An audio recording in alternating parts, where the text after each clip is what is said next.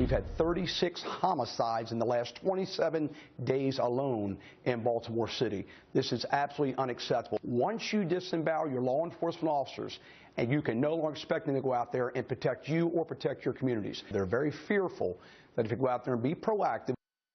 Fearful and disembowel. That's how Maryland Sheriff Michael Lewis describes the Baltimore Police Department as the city sees a surge in violence and homicides this year. And it's not alone.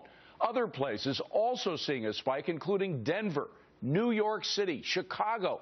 Now, some here are saying all of the police bashing and reversals of crime prevention policies are putting our lives and our economies at risk. Are they right or wrong? Hi, everybody. I'm David Aston. Welcome to Forbes on Fox. Let's go in focus with Steve Forbes, Rich Karlgaard, Sabrina Schaefer, Elizabeth McDonald, John Tamney, and Bruce Jepson. Steve, I think it's pretty simple. When you pull back on policies that prevent crime, you get a lot more crime.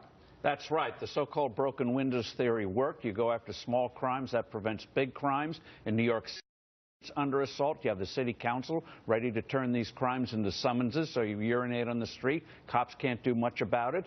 And so when people get that message, you're going to start to see crime go up more and more. And the great progress of the last 20 years literally goes out the window because broken windows theory is under attack for political reasons. And Bruce, it's also the cop bashing that's going on. Cops are worried about getting arrested or worse if they go out and do their job.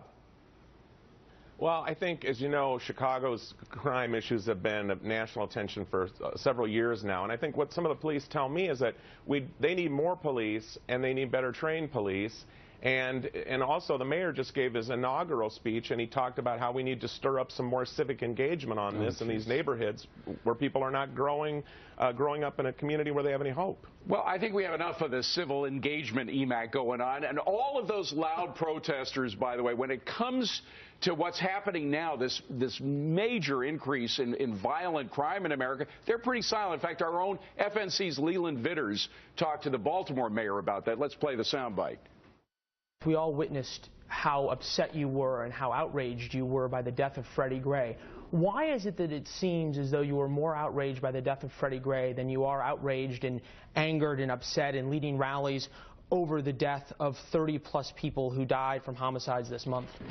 So again, you can choose to be selective about my track record if you'd like, to mischaracterize, but it's just not true. I've led when was the last rally that you led about the deaths of all these people this month? Are you planning one? No answer, EMAC. I mean, that is outrageous. Yeah, pretty selective in her answer, right? So it's true, and I hear exactly what you're saying. We also have these liberal academics and, you know, these people who are writing from Santa Barbara or from the Upper West Side of Manhattan critiquing broken windows. They live in poor communities. They only see, you know, the barred windows in homes in these communities if they go to Google Street View. And I'll tell you something, thousands are alive today because of the broken windows theory. You know, petty crime is a gateway to bigger crimes, and, you know, criminals they adore a vacuum. Rich Karlgaard, let's go back and look how many thousands of lives are being saved. New York City, 25 years ago, 2,262 murders. That was 25 years ago. Last year, 333. Thousands of people are alive today because of the crime prevention methods that worked. Yeah, that's absolutely right. When you look at the stats, you see that the curve really goes up, which is to say murder and aggravated assault gets a lot worse. Starting around the mid-1960s, when all of these social engineering programs came in, and it peaked around 1990, as you talked about. Broken windows theory came along in the early 80s, was applied by Mayor Giuliani, and it really had a huge effect. And, you know, Sabrina, I think crime prevention for the past 25 years been one of the most, if not the most successful thing this country has ever done. When you think of the thousands of lives that have been saved, the billions of dollars that have been saved, the businesses that have been created that would not have been otherwise. Yes, and in fact, most of our really big cities like New York, and I was in New York this week, are wonderful places to live now, right? They're so safe, they're beautiful, we've done a lot. I think the issue of depolicing is one that seems to be plaguing a lot of the sort of smaller cities. Baltimore, I was just in Cincinnati, they've been having a problem with depolicing for years.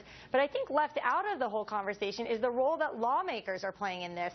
While I'm a huge supporter of broken windows, I think that very often lawmakers have put police in the position of revenue raisers.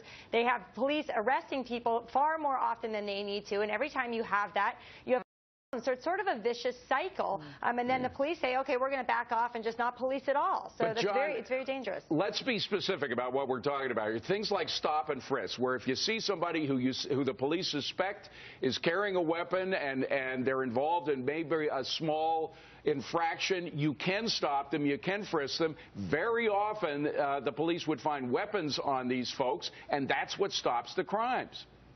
Well, you know, I think there may be sort of an economic story here. You think about in business, what happens during the good times? We sort of get flabby and we develop bad habits, and that's the beauty of recessions. They force us to cleanse those bad habits.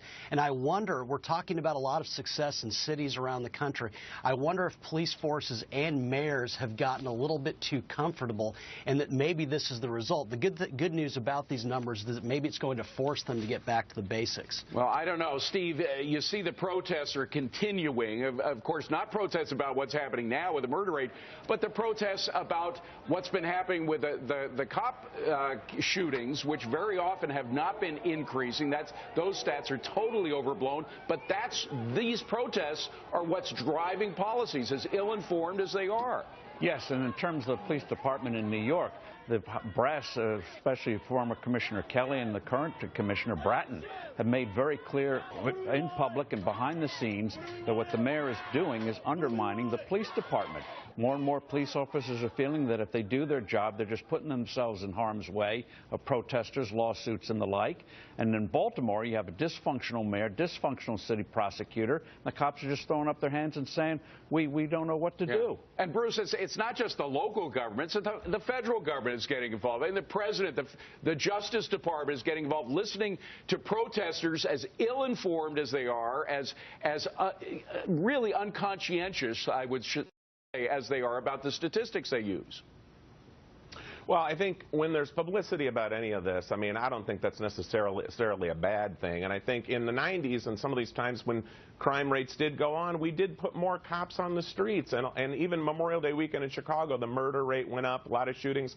And the answer was putting cops on overtime to work this. They're saying there's not enough of them on the streets. But EMAC, again, what's happening now as a result of the Al Sharptons and his friend in the Justice Department and in the White House, by the way, is that we're putting the fear of God in a lot of the law enforcers, and they are afraid to go out and make the arrests that need to be made. Yeah, you know, we really do need to support our cops and our police officers, the good guys out in the front lines who are doing that job every day.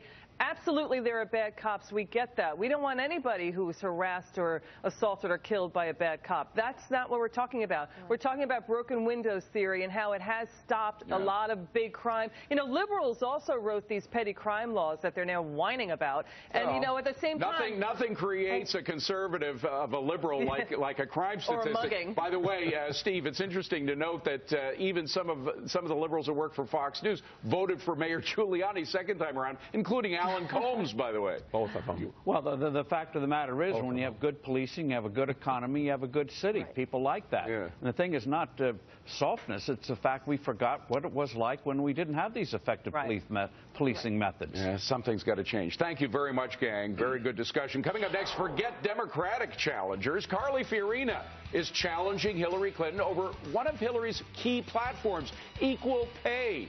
Is Hillary Clinton trying to have it both ways?